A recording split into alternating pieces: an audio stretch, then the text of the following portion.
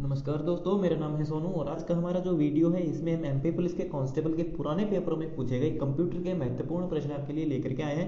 यहाँ पर हमने जितने भी प्रश्नों का कलेक्शन किया है वो सारे के सारे आपके पुराने पेपरों में पूछे जा चुके हैं और सिर्फ एमपी पुलिस कांस्टेबल के ही पेपरों से हमने ये क्वेश्चन को लिया है। चलिए शुरू करते हैं वीडियो को बिना ज़्यादा समय लिए और देखते हैं किस तरह के सवाल आपके एग्जाम में आते हैं कंप्यूटर से। तो सबसे पहला प्रश्न है, निम्नलिखित में से किस सुपर कंप्यूटर को भारत में विकसित हुआ माना गया था? तो भारत के द्वारा बनाया गया पहला सुपर कंप्यूटर कौन सा था? वो है परम 8000, जो कि ऑप्शन डी यहाँ पर आपका सही है, जो कि भारत में बनाया गया पहला सुपर कंप्यूटर है। दूसरा प्रश्न है, वेब आधारित ईमेल हॉटमेल की खोज किसने की थी? यानी कि जिस तरह से आपके पास गूगल ने आपको जीमेल प्रोवाइड किया हुआ है जहां से आप ईमेल भेज सकते हैं, ठीक इसी तरह ठीक है एक हॉटमेल नाम का जो है एक सर्वर है, ठीक है, आप जैसे आप अपनी ईमेल आईडी लिखते हैं abc@gmail.com, ठीक इसी तरह से होता है आपका नाम, जैसे मेरा नाम है सोनू @hotmail.com। इसी तरह से हॉटमेल जो है एक ईमेल सर्विस प्रोवाइडर कंपनी है। तो इस ईमेल सर्विस प्रोवाइडर कंपनी की शुरुआत किसने की थी? इसकी शुरुआत की थी सबीर भाटिया ने, जो कि ऑप्शन सी यहाँ पर आपका सही है। तीसरा प्रश्न है, कर्सर एक डैश है। तो कर्सर क्या है? जब भी आप एमएस वर्ड या फिर एक्सेल कोई भी पावर पॉइंट कुछ भी ओपन करते हो तो आपका माउस जहां पर होता है उसे कर्सर कहते हैं, ठीक है। तो इसका सही उत्तर क्या है? इसका सही उत्तर है ऑप्शन बी, पतली नियमित पंक्ति, थिन ब्लिंकिंग लाइन। जब भी आप एमएस वर्ड को ओपन करते हो तो सबसे पहले आपका जो कर्सर है वो ब्लिंक होता हुआ दिखाई देता है। इस इमेज में आप देख सकते हो हमने जो है एमएस वर्ड की स्क्रीन का जो है एक स्क्रीनशॉट लिया हुआ है, जिसमें आप देख सकते हैं जैसे आप इसको ओपन करते हो तो आपका जो कर्सर है यहाँ पर सबसे ऊपर जो है लेफ्ट साइड में आपको दिखाई देता है और ये कर्सर आपको ब्लिंक होता हुआ दिखाई देता है। ये क्या है? ये थिन यानी कि पतली एक ब्लिंकिंग लाइन है, यानी कि ये ब्लिंक होता रहता है। चौथा प्रश्न है, सूचना छोटी इकाइयों में नेटवर्क पर भेजी जाती है, उन्हें डैश कहते हैं। यानी कि इंटरनेट पर कोई भी जानकारी हम भेजते हैं तो वो किसके रूप में भेजते हैं? तो वो भेजते हैं हम पैकेट के रूप में, क्योंकि इंटरनेट पर जो जानकारी है वो पैकेट स्विचिंग पर काम करती है। यानी कि इंटरनेट जो है वो पैकेट स्विचिंग पर काम करता है। हमारी इंफॉर्मेशन, हमारी वीडियो, हमारी पिक्चर जो भी हम इंटरनेट पर व्हाट्सएप पर किसी दोस्तों को भेजते हैं तो वो पैकेट के रूप में जाती है। यानी कि जब भी आपने देखा हो जब आप किसी फाइल को डाउनलोड करते हो तो वो पूरी की पूरी नहीं आती है, थोड़े थोड़े पार्ट उसके आते रहते हैं, 10%, 20%, 30%। तो वो छोटे छोटे टुकड़ों में पैकेट्स में टूट टूट कर आपके पास आती है। इसी तरह से इंटरनेट पर फाइलें ट्रांसफर होती है। पांचवा प्रश्न है, निम्न में से कौन सा इनपुट आउटपुट डिवाइस नहीं है? ना तो वो इनपुट है और ना ही आउटपुट है। तो स्पीकर क्या है? स्पीकर ऑप्शन ए आप देख सकते हैं, स्पीकर एक आउटपुट डिवाइस जिसमें आप म्यूजिक सुनते हो। ऑप्शन बी है जॉयस्टिक, एक गेम खेलने का डिवाइस है, ये भी एक इनपुट डिवाइस है। प्लॉटर एक प्रिंटर होता है, आपने शहर में देखे हो दुकानों के बाहर जो बैनर लगे होते हैं वो सब बैनर जो है प्लॉटर में प्रिंट होते हैं। एएलयू क्या है? अर्थमेटिक लॉजिक यूनिट, ये प्रोसेसर होता है। इसमें क्या होता है, ये ना तो ये इनपुट डिवाइस है ना ये आउटपुट डिवाइस, ये सिर्फ प्रोसेसिंग का काम करता है। अर्थमेटिक लॉजिक यूनिट गणना करने का ये काम करता है। तो ऑप्शन डी यहाँ पर आपका सही है। छठा प्रश्न है, स्मृति भंडारण के संबंध में सही समीकरण को पहचाने। यानी कि जो मेमोरी होती है, कोई भी मेमोरी आप लगा सकते हो, हार्ड डिस्क में हो या फिर आपकी पेन ड्राइव में हो, तो जो मेमोरी होती है उसका सही क्रम क्या होता है? तो यहाँ पर आप देख सकते हैं, यहाँ पे दिए गए हैं कुछ ऑप्शन की कौन सी बड़ी मेमोरी कौन सी छोटी मेमोरी, इस तरह से आपको यहाँ पर बताना। ये तो ग्रेटर देन और लोअर देन इनके बीच में जो एंगल ब्रैकेट्स लगाई गई है, ठीक है। तो सही उत्तर क्या होगा? तो यहाँ पर ऑप्शन जो सी है यहाँ पर आपका सही होगा, किलोबाइट। किलोबाइट छोटी है किससे? मेगाबाइट से, और मेगाबाइट छोटी है किससे? जीबी यानी कि गीगाबाइट से, ठीक है। तो ऑप्शन सी यहाँ पर आपका सही है, kilobyte lower than megabyte, megabyte lower than gigabyte, ठीक है। 1024 किलोबाइट में आपकी 1 मेगाबाइट बनती है, 1 MB, और 1024 मेगाबाइट में आपकी 1 GB यानी कि गीगाबाइट बनता है। सातवां प्रश्न है, कंप्यूटर में अनुदेशों का वास्तविक क्रियान्वयन डैश में होता है। तो कंप्यूटर के अंदर जो भी इंस्ट्रक्शन आप देते हो तो उनकी जो प्रोसेसिंग होती है वो कहां पर होती है, वो कहां पर काम रन करते हैं? तो वो सब करते हैं एएलयू अर्थमेटिक लॉजिक यूनिट के अंदर, जो कि ऑप्शन ए यहाँ पर आपका सही है। आठवां प्रश्न है, पहली पीढ़ी के कंप्यूटर की प्रोसेसिंग स्पीड कितनी थी? तो पहली पीढ़ी के जो कंप्यूटर थे उनकी प्रोसेसिंग स्पीड थी मिली सेकेंड, यानी कि ऑप्शन ए यहाँ पर आपका सही है। और उनमें टेक्नोलॉजी के तौर पर यूज किया गया था किसका? वैक्यूम ट्यूब का यूज किया गया था। और दूसरी पीढ़ी के कंप्यूटर में ट्रांजिस्टर का यूज किया गया था। तीसरी पीढ़ी के कंप्यूटर में आईसी यानी कि इंटीग्रेटेड सर्किट जो चिप थी उनका इस्तेमाल किया गया था। नौवां प्रश्न है, कैसे आप अपने फोल्डर को सुरक्षित कर सकते हैं कि आपको छोड़कर कोई उसे देख ना पाए? यानी कि आप अपने कंप्यूटर के अंदर किसी फोल्डर को कैसे सुरक्षित करेंगे कि कोई और व्यक्ति उस फोल्डर को देख ना पाए? तो हम क्या करेंगे, उसको हाइड कर देंगे, ठीक है। तो ऑप्शन दिए गए हैं, ऑप्शन ए है आप उसे हाइड कर देंगे यानी कि छिपा देंगे। ऑप्शन बी है आप इसे सुरक्षित करने के लिए कोई पासवर्ड असाइन कर देंगे, उस पर हम कोई पासवर्ड लगा देंगे। तो ये दोनों काम हम कर सकते हैं किसी भी फोल्डर को सुरक्षित करने के लिए, ताकि उसके अंदर जो जानकारी कोई दूसरा व्यक्ति ना देख पाए। तो ऑप्शन सी यहाँ पर आपका सही है, या तो ए या फिर बी, इन दोनों में से कोई भी हम काम कर सकते हैं किसी फोल्डर को सिक्योर करने के लिए। 10वां प्रश्न है, किसी भी वैकल्पिक पैरामीटर का उपयोग करते हुए डोस कमांड की अधिकतम लंबाई है। तो डोस कमांड की जो अधिकतम लंबाई है वो होती है 127 कैरेक्टर, यानी कि एमएस डोस के अंदर, माइक्रोसॉफ्ट के अंदर जो डोस ऑपरेटिंग सिस्टम आपको मिलता है उसके अंदर मैक्सिमम कोई भी कमांड रन करने के लिए आप मैक्सिमम कितने कैरेक्टर लिख सकते हैं। तो किसी भी फाइल का नाम और साथ में उसकी कमांड, कोई भी जानकारी आप लिखो, अगर आपको कोई कमांड रन करनी है तो एक बार में आप मैक्सिमम ज्यादा से ज्यादा 127 कैरेक्टर लिख सकते हैं, इससे ज्यादा आप नहीं लिख सकते। तो ऑप्शन सी यहाँ पर आपका सही है। 11वां प्रश्न है, कॉपी और एक्स कॉपी इन अर्थों में समान है, यानी कि एमएस डोस ऑपरेटिंग सिस्टम के अंदर कॉपी कमांड और एक्स कॉपी कमांड ये दोनों किस तरीके से समान है, इनमें क्या समानताएं हैं। तो इसका सही उत्तर है ऑप्शन सी। ठीक है, ये दोनों फाइलें यहाँ क्या करती हैं कि किसी भी फाइल को कॉपी कर सकते हैं, ये दोनों क्या करते हैं, कॉपी कर सकते हैं। ऑप्शन सी यहाँ पर आपका सही है। दोनों फाइल या फाइलों के समूह को कॉपी करने के लिए इस्तेमाल की जाती है, लेकिन इनमें भी थोड़ा फर्क है। फर्क ये है कि जो कॉपी कमांड होती है ना, वो सिर्फ फाइलों को और फोल्डर को कॉपी कर सकती है, लेकिन जो एक्स कॉपी कमांड है वो इससे थोड़ी अच्छी है, कॉपी कमांड से ज्यादा अच्छी, ज्यादा एडवांस है। इसमें क्या कर सकते हैं हम, इसके अंदर हम पूरी की पूरी ड्राइव को कॉपी कर सकते हैं। मान लीजिए मेरे पास डी ड्राइव है और उस डी ड्राइव के अंदर बहुत सारा डेटा है। अब अगर मैं चाहता हूं कि भाई मैं एक एक फोल्डर को कॉपी करूं तो ऐसे में ज्यादा टाइम लगेगा, तो मैं ऐसे में क्या करूंगा, एक्स कॉपी कमांड का इस्तेमाल करके पूरी की पूरी डी ड्राइव को कॉपी कर दूंगा किसी दूसरे नाम से। ठीक है, तो ये सब क्या कर सकते हैं हम, ऑप्शन सी यहाँ पर आपका सही है। ये कॉपी तो कर सकते हैं, लेकिन इनमें अंतर क्या है, कॉपी कमांड सिंपल कॉपी कर सकती है और एक्स कॉपी कमांड जो है सिर्फ न केवल फोल्डर और फाइलों को बल्कि ये पूरी की पूरी ड्राइव, ठीक है, पूरी ड्राइव को कॉपी कर सकती है। 12वां प्रश्न है, डैश वह प्रोग्राम है जो कंप्यूटर पर तब चलाया जाता है जब कंप्यूटर बूट अप होता है, यानी कि जब भी हमारा कंप्यूटर ऑन होता है, जब हम उसको ऑन करते हैं तो उस प्रोसेस को हम क्या बोलते हैं, उसे कहते हैं बूटिंग। और जब कंप्यूटर बूट होता है तो सबसे पहले चलने वाला प्रोग्राम, पहला सॉफ्टवेयर कौन सा होता है, तो सबसे पहले चलता है हमारा ऑपरेटिंग सिस्टम, जो कि ऑप्शन बी यहाँ पर आपका सही है। और ऑपरेटिंग सिस्टम जो सॉफ्टवेयर होता है, जो एक सिस्टम सॉफ्टवेयर है, ये कहां पर स्टोर होता है, ये स्टोर होता है हमारी हार्ड डिस्क के अंदर। 13वां प्रश्न है, कौन सी कमांड स्क्रीन को साफ करने के लिए प्रयोग की जाती है, यानी कि एमएस डॉस ऑपरेटिंग सिस्टम के अंदर आपने बहुत सारा काम कर लिया और आपकी जो स्क्रीन है उस पर बहुत सारी कमांड लिखी हुई है और आप उन सबको क्लियर करना चाहते हैं, हटाना चाहते हैं, तो CLS लिख करके जब जैसे ही आप एंटर बटन पर प्रेस करेंगे आपकी स्क्रीन क्लियर हो जाएगी। CLS का मतलब होता है क्लियर स्क्रीन। अगला प्रश्न है, कमांड जो केवल आज की तारीख पाने के लिए प्रयोग की जाती है, यानी कि आप कंप्यूटर चला रहे हैं और डॉस ऑपरेटिंग सिस्टम के अंदर आपको सिर्फ आज की डेट देखनी है, यानी कि आज डेट कौन सी है, तो इसके लिए सिंपल हम डेट कमांड का यूज करेंगे, जो कि ऑप्शन ए यहाँ पर आपका सही है। इसके अलावा अगर आप नाउ कमांड का यूज करते हैं, NOW, नाउ कमांड के माध्यम से आप जो अपने सिस्टम का करंट टाइम और डेट दोनों देख सकते हैं। ठीक है, लेकिन टाइम कमांड से आप जो है सिर्फ टाइम देख पाएंगे, डेट कमांड से आप सिर्फ डेट देख पाएंगे और नाउ कमांड से आप टाइम और डेट दोनों देख पाएंगे। 15वां प्रश्न है, निम्न में से कौन सा रोम, CPU, रैम और एक्सपेंशन कार्ड को रखता है, तो इनमें से कौन सा ऐसी वस्तु है जिस पर हम जो है रोम को फिट कर सकते हैं, CPU यानी प्रोसेसर को फिट कर सकते हैं, रैम को फिट कर सकते हैं और एक्सपेंशन जो कार्ड होते हैं, चाहे आपके पास जो कोई भी साउंड कार्ड है या फिर कोई नेटवर्क कार्ड है, कुछ भी है, आप उन सबको कहां पर फिट करेंगे अपने कंप्यूटर के अंदर, उन सबको हम असेंबल करेंगे हमारे मदरबोर्ड के ऊपर। तो ऑप्शन जो सी है यहाँ पर आपका सही है। इन सभी वस्तुओं को हम जो है मदरबोर्ड पर कनेक्ट करते हैं एक दूसरे से। 16वां प्रश्न है, हाल ही में नष्ट की गई फाइलें इसमें जमा हो जाती हैं, तो अपने कंप्यूटर के अंदर जब भी आप किसी फाइल को डिलीट करते हो तो वो कहां पर चली जाती है, वो रिसाइकल बिन के अंदर स्टोर हो जाती है। तो ऑप्शन ए यहाँ पर आपका सही है। 17वां प्रश्न है, एमएस वर्ड में निम्नलिखित फंक्शन की दबाकर हम find and replace dialog box को ओपन कर सकते हैं। तो फाइंड और रिप्लेस यानी कि किसी डॉक्यूमेंट में किसी कंटेंट को आपको ढूंढना है, कोई भी जानकारी ढूंढनी है या फिर कुछ रिप्लेस करना है, बदलना है,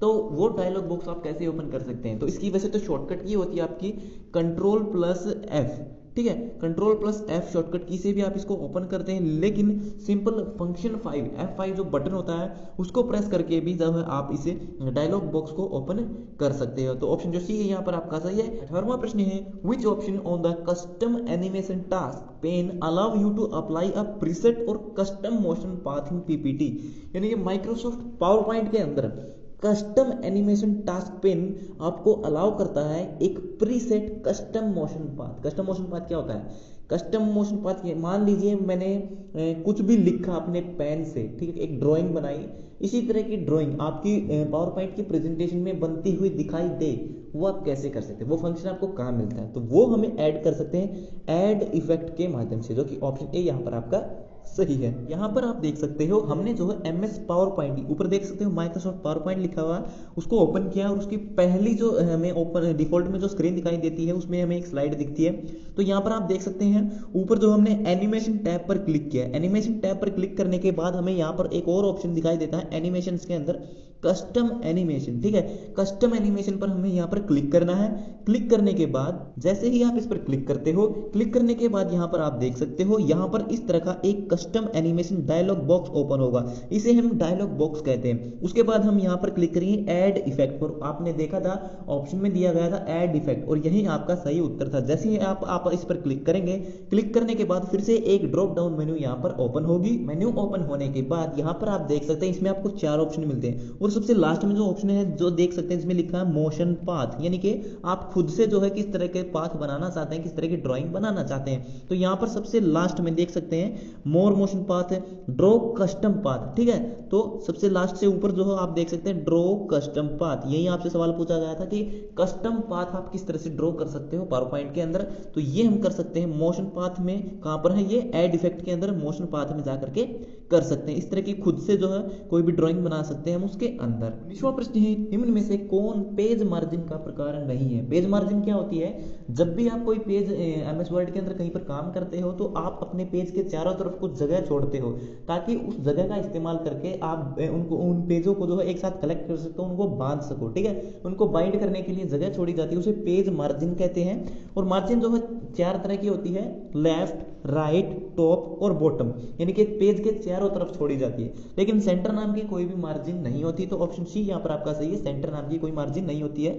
यहाँ पर आप देख सकते हैं हमने जो है एमएस वर्ड का एक स्क्रीनशॉट लिया है जिसमें आपको जो है मार्जिन दिखाई गई है, ठीक है। तो यहाँ पर आप देख सकते हैं पेज लेआउट के अंदर आपको मार्जिन का ये ऑप्शन मिलता है, जिस पर आप क्लिक करते हो तो ये पूरी पूरी एक इमेज आपको यहाँ पर एक डायलॉग बॉक्स दिखाई देता है। इसमें आप देख सकते हैं प्रत्येक के अंदर, ठीक है, कस्टम सेटिंग, नॉर्मल, नैरो, सभी में आपको देख सकते हैं मार्जिन जो 4 तरह की दिखाई दी गई है, टॉप, बॉटम, लेफ्ट और राइट, केवल 4 तरह की आपकी मार्जिन होती है जो पेज के चारों तरफ छोड़ी जाती है। 20वां प्रश्न है निम्न में से कौन सी विधि एक सेल में डेटा दर्ज करने के लिए इस्तेमाल नहीं की जा सकती। यानी कि एक्सेल के अंदर आपने वर्कशीट को ओपन किया है और उसमें किसी सेल के अंदर आपको जानकारी इनपुट करनी है, तो कौन सा तरीका है इनमें से जिसके माध्यम से आप उस सेल के अंदर जानकारी इनपुट नहीं कर सकते हो। तो ऑप्शन ए है एरो बटन दबाकर, बिल्कुल सही कर सकते हैं। अगर हम जो आपने देखा जो एरो के बटन होते हैं अप, डाउन, लेफ्ट, राइट, उन पर क्लिक करके हम जो है उनके अंदर सेल को जो है लेफ्ट, राइट, ऊपर नीचे कर सकते हैं। ऑप्शन बी है टैब बटन को दबाकर, टैब बटन को दबाकर भी हम हॉरिजॉन्टल, ठीक है, हॉरिजॉन्टली अपने सेल को जो आप अगले कॉलम में ले जा सकते हैं। एस्केप बटन, एस्केप बटन दबाने से जो एक्सेल में कुछ भी नहीं होता है, ठीक है। तो ऑप्शन सी यहाँ पर आपका सही है, एस्केप बटन दबाकर हम जो है एक्सेल में क्या नहीं कर सकते, किसी भी सेल में डेटा को दर्ज नहीं कर सकते, लेकिन फार्मूला बार पर क्लिक करके भी कर सकते हैं। यहाँ पर आप देख सकते हैं यहाँ आपका कीबोर्ड कुछ इस तरह का होता है जिसमें यहाँ पर आपकी एरो की है, यहाँ पर ऊपर कॉर्नर में जो आप देख सकते हैं लेफ्ट साइड में एस्केप का बटन होता है और यहाँ पर आपका जो है एस्केप बटन से तीसरे नंबर पर नीचे की तरफ टैब का बटन होता है, जिस पर क्लिक करके आप जो है जिस तरह के निशान बने हुए हैं इसी तरह से आपका जो सेल है अगले सेल में जाता रहता है एक्सेल की वर्कशीट के अंदर। इसके अलावा एक और ऑप्शन होता है कि अगर आप किसी सेल पर जो है F2 बटन प्रेस करते हैं, यानी कि फंक्शन 2 बटन प्रेस करते हैं, तो भी आप उसके अंदर जानकारी इनपुट कर सकते हो। यहाँ पर आप देख सकते हैं हमने माइक्रोसॉफ्ट एक्सेल की जो है वर्कशीट का एक स्क्रीनशॉट लिया है आपको बताने के लिए। यहाँ पर आप देख सकते हैं हमारा जो सेल है सबसे पहले सेल A1 में है। अब हम यहाँ पर जो है एरो बटन दबाएंगे, जो एरो के बटन होते हैं उनसे इस सेल को हम जो है लेफ्ट, राइट, ठीक है, किसी भी साइड में जो है पहुंचा सकते हैं। अगर हम जो है F2 बटन प्रेस करेंगे तो इसके अंदर लिख सकते हैं हमारा जो सेल है वो एक्टिव हो जाएगा। इसके अलावा अगर हम जो है टैब बटन को दबाते हैं तो ये जो सेल होगा ये हमारा राइट तरफ जो है इस तरह से आगे चलने लगेगा। इसके अलावा यहाँ पर ऊपर की तरफ फंक्शन बार में क्लिक करके भी हम जो है इसको जो है फार्मूला लिख सकते हैं। इस फार्मूला बार पर क्लिक करके हम इसके अंदर फार्मूला लिख सकते हैं, जानकारी लिख सकते हैं। 21वां प्रश्न है ट्रिपल डब्ल्यू का पूरा रूप क्या है? तो www का मतलब होता है वर्ल्ड वाइड वेब, जो भी ऑप्शन डी यहाँ पर आपका सही है। 22वां प्रश्न है निम्न में से कौन सा एक छपाई के दौरान एमएस वर्ड में इस्तेमाल किया जाने वाला पेज ओरिएंटेशन है? यानी कि जब भी आप जो है अपने डॉक्यूमेंट को एमएस वर्ड के अंदर कोई भी जानकारी या डॉक्यूमेंट जब आप उसको प्रिंट करते हैं Ctrl+P दबाते हैं तो एक ऑप्शन आपको देखने को मिलता है, ठीक है, जो है पेज ओरिएंटेशन है, जिसमें आप देख सकते हो कि आपका जो पेज है वो वर्टिकल है या फिर हॉरिजॉन्टल है, ठीक है, यानी कि लैंडस्केप है या फिर पोर्ट्रेट है। तो इसका सही उत्तर क्या होगा? सही उत्तर होगा ऑप्शन, वहां पे आपको दो ऑप्शन मिलते हैं, लैंडस्केप और पोर्ट्रेट। तो ऑप्शन सी यहाँ पर आपका सही है। लैंडस्केप क्या है? ये एक पेज ओरिएंटेशन का ऑप्शन है। यहाँ पर आप देख सकते हो हमने जो हमारी माइक्रोसॉफ्ट वर्ड की जो एक स्क्रीन का स्क्रीनशॉट लिया हुआ है। जैसे हम Ctrl+B बटन यानी कि Ctrl+P बटन हम प्रेस करते हैं प्रिंट करने के लिए, तो इस तरह का जो एक डायलॉग बॉक्स आपको देखने को मिलेगा, ओपन होगा। यहाँ पर हम क्या करेंगे? यहाँ पर प्रॉपर्टी पर क्लिक करेंगे, ठीक है, यहाँ पर आप देख सकते हैं यहाँ पर एक प्रॉपर्टी का ऑप्शन है, हम इस पर क्लिक करेंगे। क्लिक करने के बाद यहाँ पर आप देख सकते हैं हमारे सामने एक नई जो है विंडो ओपन होती है। ऊपर आप देख सकते लिखा हुआ Microsoft print to PDF document properties, हमने प्रॉपर्टीज पर क्लिक किया था और यहाँ पर ऑप्शन आपको देखने को मिलेगा पोर्ट्रेट, ठीक है। तो जैसे हम इस पर क्लिक करेंगे ड्रॉप डाउन मेन्यू पर यहाँ पर आपको दो ऑप्शन दिए गए हैं, एक है लैंडस्केप और दूसरा पोर्ट्रेट। ये दोनों क्या है? ये दोनों आपके पेज ओरिएंटेशन है, जो कि ऊपर की तरफ लिखा हुआ है। इसमें प्रश्न है निम्नलिखित में से कौन सा अलाइनमेंट नीचे दिए गए शब्दों पर लागू किया गया है? तो यहाँ पर एक बॉक्स के अंदर कुछ टेक्स्ट लिखे हुए हैं, तो आपको बताना है कि ये अलाइनमेंट किस प्रकार का है। तो एमएस वर्ड के अंदर आपको चार तरह का अलाइनमेंट देखने को मिलता है, लेफ्ट, राइट, सेंटर और जस्टिफाई, जो कि चारों ऑप्शन यहाँ पर दिए गए हैं। तो ये कौन से वाला है? तो ये जो अलाइनमेंट है ये आपका जो है जस्टिफाइड अलाइनमेंट है। आपने अखबार देखा होगा, अखबार के अंदर जो टेक्स्ट लिखे होते हैं, ठीक है, वो दोनों तरफ से बिल्कुल समान होते हैं, कॉलम बने हुए होते हैं। ठीक इसी तरह ये आप देख सकते हैं इन दोनों के साइड में जो मैं पूरी लाइन खींच सकता हूं, क्योंकि ये जस्टिफाइड अलाइनमेंट में लिखे गए हैं। यहाँ पर आप देख सकते हैं हमने एमएस वर्ड के अंदर इस बॉक्स के अंदर जो टेक्स्ट लिखे हुए थे वही टेक्स्ट एमएस वर्ड के अंदर लिखे हैं, सिर्फ आपको समझाने के लिए कि अलाइनमेंट को आप किस तरह से पहचान सकते हो। तो सबसे पहला पैराग्राफ आप देख सकते हो, ठीक है, ये कौन सा है? ये आपका लेफ्ट अलाइनमेंट है, क्योंकि इसमें लेफ्ट साइड से सभी लाइनें एक समान दिखाई दे रही हैं, लेकिन राइट साइड से नहीं है। उसके बाद नीचे वाला आप देख सकते हैं जो कि सेंटर अलाइनमेंट है, ठीक है। तो यहाँ पर आप देख सकते हैं कि बीच में अगर मैं एक लाइन खींचता हूं तो उसके दोनों तरफ बराबर टेक्स्ट आपको दिखाई देंगे, ठीक है। उसके बाद तीसरा जो पैराग्राफ है उसमें आप देख सकते हैं ये राइट अलाइनमेंट है, यानी कि राइट साइड से एक कॉलम है और उसके साथ में जो है ये लाइनें जो है बनी हुई है। और लास्ट में जो अलाइनमेंट है ये आपका जस्टिफाइड है, जो कि इस पैराग्राफ के बिल्कुल समान है, ठीक है। ये आपका जस्टिफाइड जिसमें दोनों तरफ से लाइनें बिल्कुल आपको समान देखने को मिलती हैं। तो 20वां प्रश्न है एंड की का उपयोग क्या है? तो कीबोर्ड के ऊपर जो एंड की बटन होता है, एंड END, उसका क्या काम होता है? तो एमएस वर्ड के अंदर जब भी हम काम करते हैं, कोई भी डॉक्यूमेंट लिखते हैं, टेक्स्ट की कोई भी लाइन होती है, तो जैसे हम एंड की को बटन को प्रेस करते हैं तो हमारा जो कर्सर है वो लाइन के अंत में चला जाता है, लास्ट में। तो ऑप्शन ए यहाँ पर आपका सही है।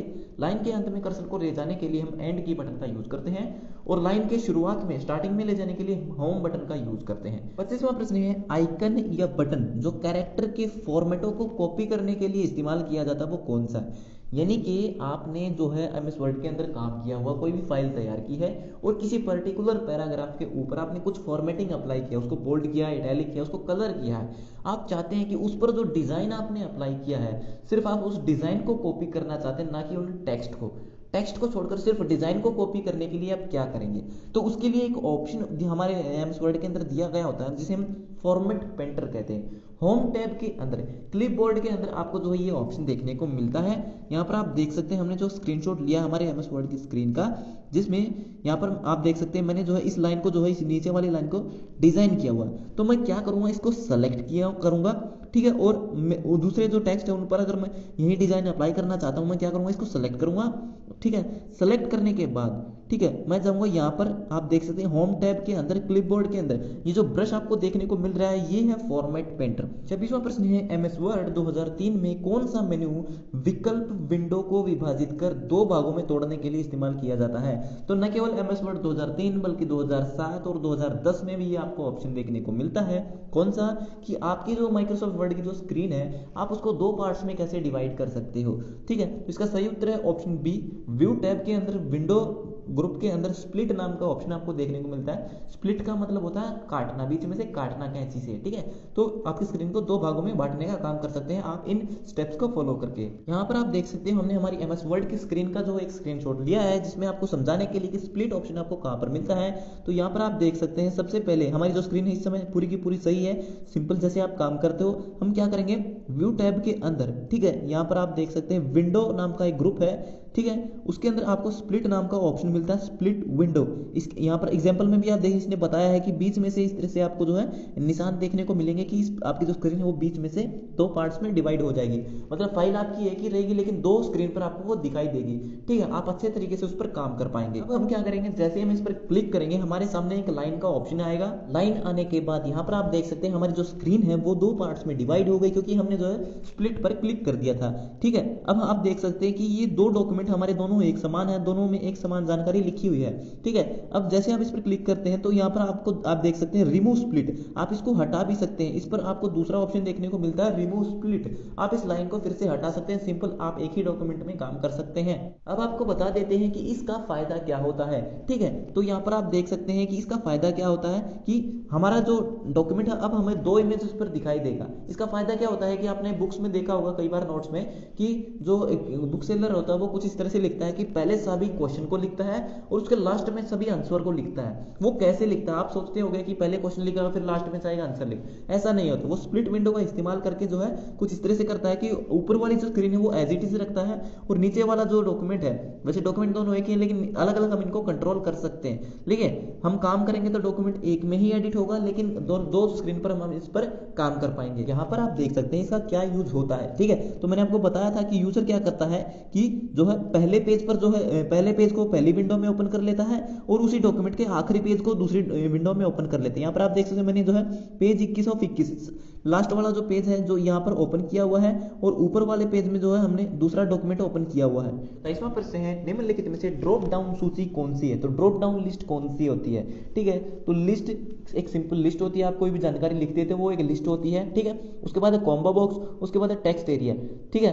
टेक्स्ट एरिया क्या होता है, आपने देखा होगा इंटरनेट पर जब आप किसी वेबसाइट पर जाते हैं तो आपको एक कमेंट बॉक्स का ऑप्शन दिखाई देता है। तो वो पूरा जो बॉक्स होता है वो टेक्स्ट एरिया होता है जहाँ पर आप टेक्स्ट लिखते हैं, ठीक है। लेकिन इसने कहा कि ड्रॉप डाउन लिस्ट ये कॉम्बो बॉक्स होता है, कॉम्बिनेशन होता है बहुत सारे कमांड का, ठीक है, उसके एक बॉक्स के अंदर, ठीक है। तो यहाँ पर नीचे की तरफ आप देख सकते हो ये क्या है, ये एक ड्रॉप डाउन लिस्ट का एग्जांपल है, ठीक है। सिंपली ये किस तरह से दिखाई देती है कि आपको सिर्फ ये जनवरी दिखाई देता है। जैसे ही आप इस ड्रॉप डाउन बटन पर क्लिक करते हो तो सारे ऑप्शन आपको दिखते हैं और उनमें से किसी एक को क्लिक करते हैं और यहाँ पर इनपुट आ जाता है। तो ये आपकी ड्रॉप डाउन लिस्ट है और इसे हम क्या कहते हैं, इसे हम कॉम्बो बॉक्स भी कहते हैं, क्योंकि एक बॉक्स के अंदर बहुत सारी कमांड लिखी हुई है जिनमें से हम सेलेक्ट कर सकते हैं। 28वां प्रश्न है किस प्रकार का फॉन्ट इफेक्ट आप 10 के फुटर में आप देख सकते हैं 2 लिखा हुआ है कि 10 के फुटर में 2 प्रदर्शित करने के लिए प्रयोग करेंगे, यानी कि ये जो 2 लिखा हुआ है बड़ा, ठीक है, आप 10 के नीचे फुटर में 2 आप किस तरह से लिखेंगे। तो एमएस वर्ड में कौन सा ऑप्शन होता है, कौन सी कमांड होती है जिसका इस्तेमाल करके आप ये सब कर सकते हैं। तो यहाँ पर आप देख सकते हैं ऑप्शन दिए गए इटैलिक। इटैलिक में क्या होता है, आपके टेक्स्ट इस तरह से इटैलिक टेढ़े हो जाते हैं जिस तरह से इटैलिक लिखा हुआ है।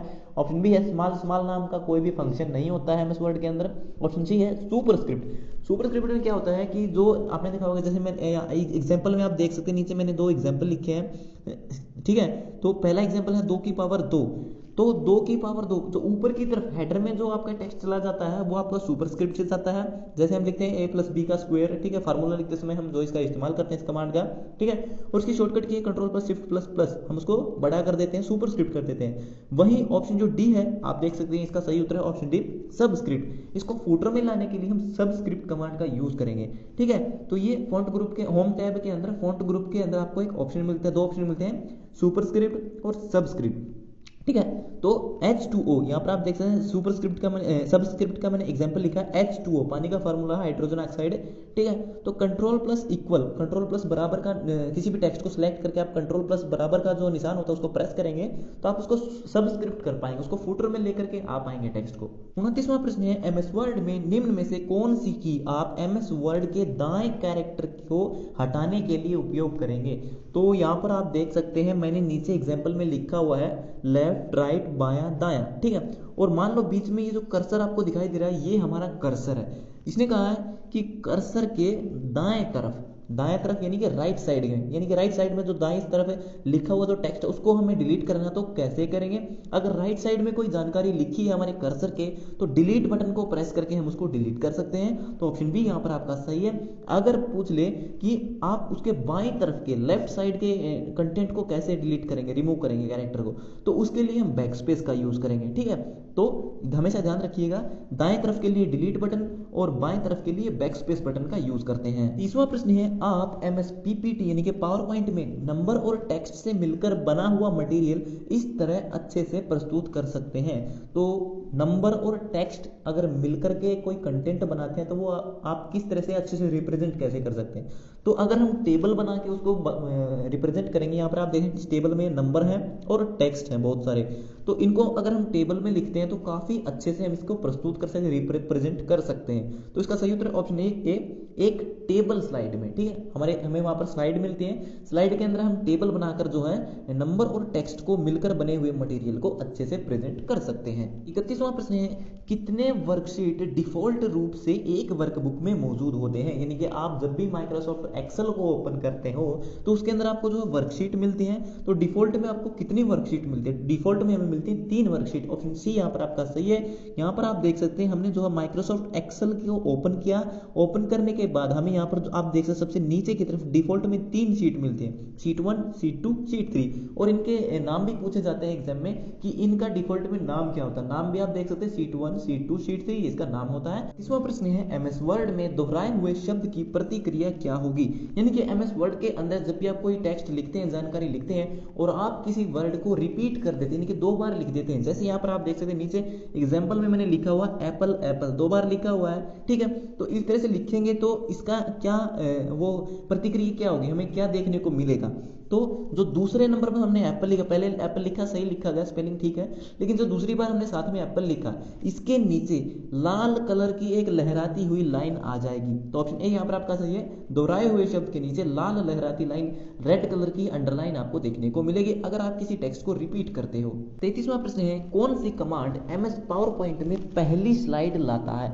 तो पावर पॉइंट के अंदर आपको स्लाइड मिलती है, मान लीजिए आप तीसरी चौथी किसी भी स्लाइड में किसी भी पेज पर हैं और आप पहले पेज पर यानी कि पहले स्लाइड पर जाना चाहते हैं, तो आप किस कमांड का यूज करेंगे? तो उसके लिए हम कंट्रोल प्लस होम कमांड का यूज करते हैं। ठीक इसी तरह एमएस वर्ड के अंदर या फिर एक्सेल के अंदर कंट्रोल प्लस होम कमांड का यूज करके एमएस वर्ड में आप पहले पेज पर जा सकते हैं, एमएस एक्सेल में आप जो पहली वर्कशीट पर जा सकते हैं। 34वां प्रश्न है, एमएस वर्ड में आप कहां बुकमार्क कमांड का उपयोग कर सकते हो? तो बुकमार्क का जो ऑप्शन है वो कहां पर हमें देखने को मिलता है? वो मिलता है हमें इंसर्ट टैब के अंदर। ठीक है, तो यहाँ पर आप देख सकते हैं हमने जैसे इंसर्ट टैब को ओपन किया, ऑप्शन बी यहाँ पर आपका सही, वैसे तो इंसर्ट टैब के अंदर देखने को मिलता है, हमने इंसर्ट टैब को ओपन किया, उसके बाद यहाँ पर आपको ऑप्शन मिलता है लिंक का, जहाँ पर आपको लिंक, हाइपर लिंक, बुकमार्क और क्रॉस रेफरेंस देखने को मिलते हैं। हाइपर लिंक यानी कि आप किसी भी वेबसाइट का किसी दूसरे फोल्डर का लिंक आप इसके अंदर ऐड कर सकते हो, और बुकमार्क यानी कि मान लीजिए आप कोई किताब पढ़ते हैं और बहुत बड़ी आपकी पीडीएफ फाइल है, पढ़ते पढ़ते आप किसी भी फाइल को, मान लीजिए किसी टेक्स्ट को सेलेक्ट करके बुकमार्क कर देते हो, तो इसका फायदा क्या होता है कि अगले दिन जब आप इसको ओपन करेंगे तो आप देख सकते हो कि आपने किस टेक्स्ट को बुकमार्क किया था, और आप वहीं पर डायरेक्टली आप अपने उस पर्टिकुलर टेक्स्ट पर, वर्ड पर, पेज पर पहुंच सकते हो। तो बुकमार्क यानी कि निशानी लगा सकते हैं आप अपनी फाइल के अंदर कि आप कहां पर काम कर रहे थे। 35वां प्रश्न है, कैसे आप एमएस वर्ड में एक ही बार में पूरे डॉक्यूमेंट का चयन कर सकते हैं? तो पूरे के पूरे डॉक्यूमेंट को सिलेक्ट करने की शॉर्टकट की होती है कंट्रोल प्लस ए, जो कि ऑप्शन बी यहाँ पर आपका सही है। 36वां प्रश्न है, एमएस पीपीटी में यानी कि पावर पॉइंट में आप डैश द्वारा स्लाइड शो के दौरान शॉर्टकट मेन्यू प्रदर्शित कर सकते हो। तो पावर पॉइंट के अंदर मान लो आप कोई पूरी की पूरी प्रेजेंटेशन तैयार कर लेते हो, बहुत सारी 4-5 स्लाइड इकट्ठी कर लेते हो, जब आप उसको रन करते हो तो रन करने की शॉर्टकट की होती है F5, फंक्शन 5, F5 जो बटन होता है उससे आप उनको रन कर सकते हो। तो रन करते समय होता क्या है कि आपको कोई भी बटन वगैरह दिखाई नहीं देता, सिर्फ आपकी इमेज आपको दिखाई देती है जो आपने उसके अंदर तैयार की होती है स्लाइड। ठीक है, तो उसके अंदर आपको एक शॉर्टकट मेन्यू, ठीक है, आपको कोई भी शॉर्टकट मेन्यू ओपन करनी होती है, वो आप कैसे करेंगे? वो हम करेंगे माउस के माध्यम से राइट क्लिक करके।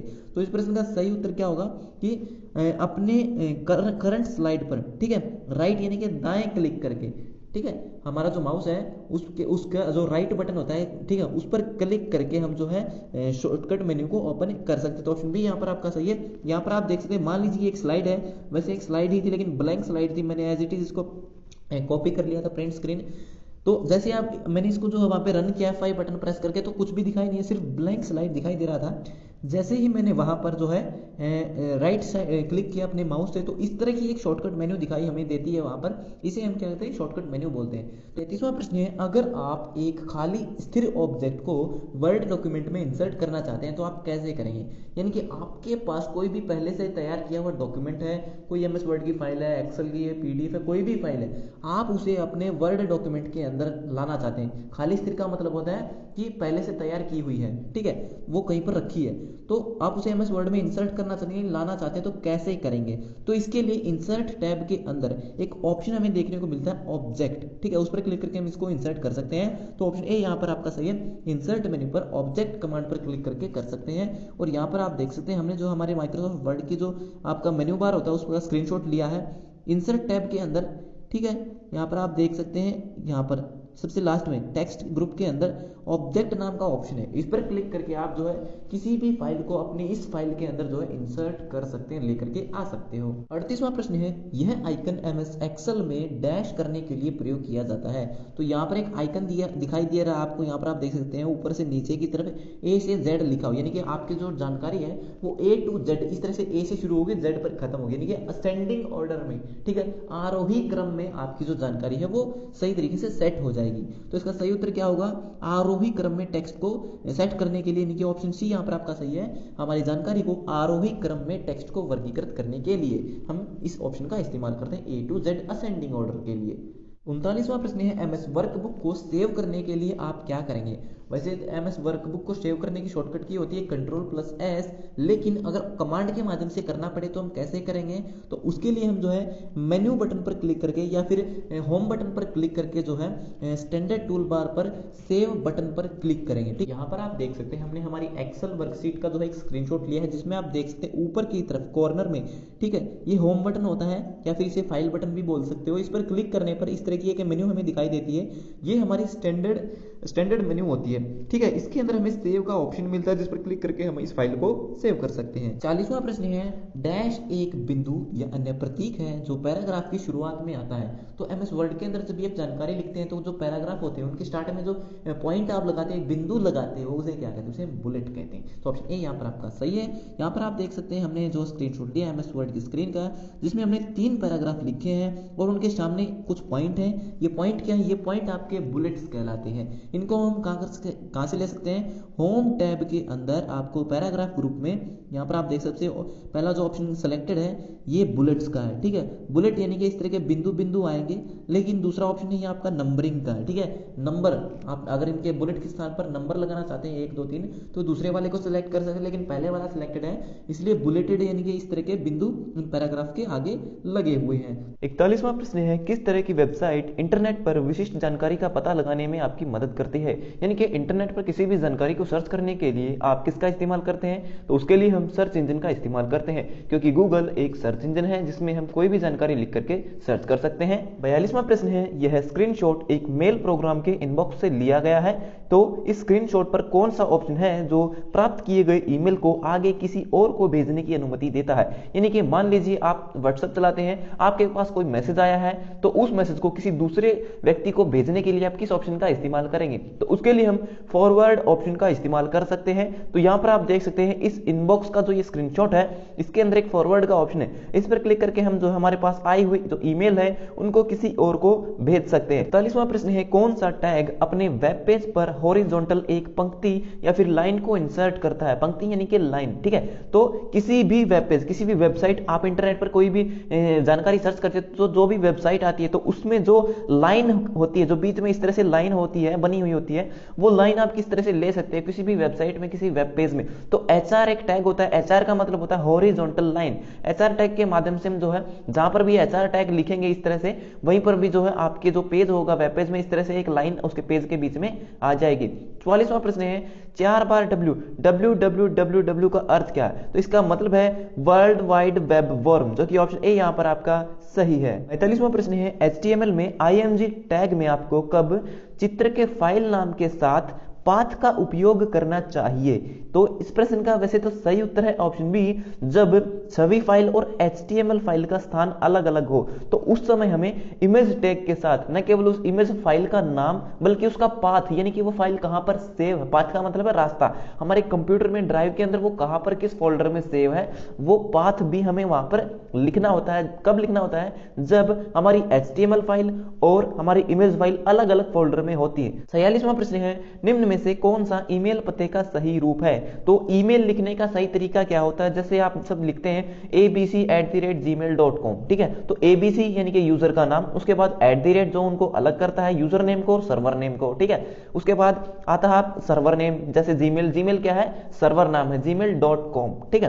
तो इस प्रश्न का सही उत्तर क्या है? ऑप्शन डी होगा रमेश। ये रमेश यूजर नेम है, @ जो इन दोनों को अलग करता है यूजर नेम को और सर्वर नेम को, और yahoomail.com क्या है? ये एक सर्वर है, एक वेबसाइट है, ठीक है। तो ऑप्शन डी यहां पर आपका सही, ये ईमेल लिखने का सही रूप है। 47वां प्रश्न है, इनमें से कौन सा एक URL है? URL यानी कि किसी भी वेबसाइट का पता, ठीक है, कि आप उस पर क्लिक करेंगे और उस वेबसाइट पर चले जाएंगे, तो इनमें से कौन सा किसी वेबसाइट का पता है? तो ऑप्शन जो डी है यहां पर आपका सही है, www.yahoo.com। जैसे ही आप इस पर क्लिक करेंगे आप इस वेबसाइट पर चले जाएंगे, ठीक है। तो ऑप्शन जो डी है यहां पर आपका सही है, ये किसी वेबसाइट का पता है, ये एक URL है। 48वां प्रश्न है, ईमेल प्रणाली में ड्राफ्ट फोल्डर प्रदान करने का उद्देश्य क्या होता है? तो ईमेल हो या फिर आपके मोबाइल में मैसेजेस हो, तो मैसेज का ऑप्शन हो या फिर ईमेल का ऑप्शन हो, तो वहां पर ड्राफ्ट का एक ऑप्शन होता है। उसका क्या काम होता है? जब भी हम किसी को मैसेज भेजते हैं या ईमेल भेजते हैं, मैसेज भेजते समय जब हम मैसेज को लिखना शुरू करते हैं और हम सोचते हैं कि इसको बाद में भेजेंगे, तो हम क्या करते हैं? वापस बैक आ जाते हैं, कैंसिल कर देते हैं उस मैसेज को, हम भेजते नहीं है। तो वो क्या होता है? हमारा मैसेज या हमारा ईमेल ऑटोमेटिकली हमारे ड्राफ्ट फोल्डर में सेव हो जाता है। तो इस प्रश्न का सही उत्तर है ऑप्शन बी, नहीं भेजे गए ईमेल को सेव करना, यानी कि जिन ईमेल को नहीं भेजते हम कैंसिल कर देते हैं, उनको जो ऑटोमेटिकली सेव कर दिया जाता है ड्राफ्ट फोल्डर के अंदर, या फिर मैसेज भी होते हैं तो वो भी आपके ड्राफ्ट मैसेज में सेव हो जाते हैं। 49 क्वेश्चन है, निम्न HTML कोड में कौन सा एक वैध है?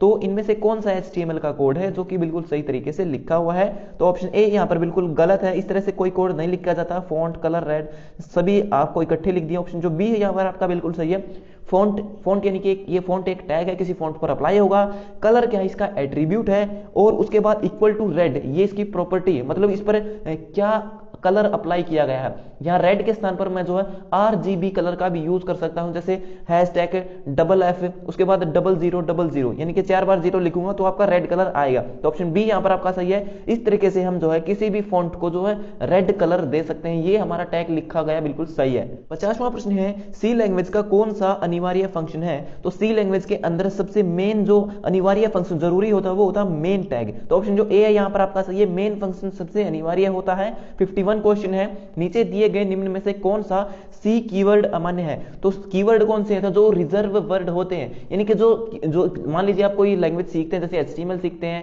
या फिर कोई भी लैंग्वेज सीखते हैं, जावास्क्रिप्ट सी, तो उसमें क्या होता है? कुछ वर्ड होते हैं जो सिर्फ और सिर्फ उस लैंग्वेज का ही काम करते हैं, जैसे इमेज के लिए हम IMG टैग का यूज करते हैं, ठीक है। तो इस तरीके से जो है कुछ टैग होते हैं जो कीवर्ड जिन्हें कहते हैं वो रिजर्व वर्ड होते हैं, यानी कि उनका इस्तेमाल हम वेरिएबल के तौर पर नहीं कर सकते, ठीक है। तो ऑप्शन जो ए है यहां पर आपका बिल्कुल सही है, इंटीजर नाम का कोई भी कीवर्ड नहीं होता है, ठीक है। इंटीजर के लिए हम सिर्फ INT लिखते हैं, ठीक है, जैसे इमेज के लिए हम जो है सिर्फ IMG लिखते हैं, इसलिए इंटीजर के लिए हम सिर्फ INT लिखते हैं। 52वां प्रश्न है, सी में फंक्शन का प्रोटोटाइप क्या है? तो सी लैंग्वेज में किसी फंक्शन का प्रोटोटाइप क्या कहलाता है? तो इसका सही उत्तर है ऑप्शन सी, यह एक फंक्शन की डिक्लेरेशन है। ऑप्शन सी यहां पर आपका सही है।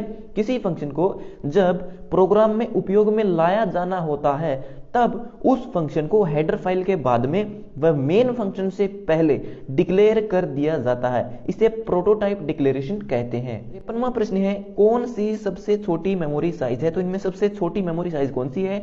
Megabyte, terabyte, kilobyte? तो ऑप्शन जो डी है यहां पर आपका सही है, किलोबाइट जो है इनमें सबसे छोटी दिए गए ऑप्शन के अनुसार। किलोबाइट से बड़ी है आपकी मेगाबाइट, मेगाबाइट से बड़ी आपकी गीगाबाइट, और उससे बड़ी है टेराबाइट, यानी कि 1024 किलोबाइट मिलकर आपका 1 मेगाबाइट बनाते हैं, 1024 मेगाबाइट मिलकर 1 जीबी यानी कि गीगाबाइट बनाते हैं, 1024 गीगाबाइट जीबी मिलकर के 1 टेराबाइट बनाते हैं, जो कि ऑप्शन बी है, ठीक है। और 53वें प्रश्न का ऑप्शन डी आपका सही है, ये सबसे छोटी मेमोरी साइज है दिए गए ऑप्शन के अनुसार।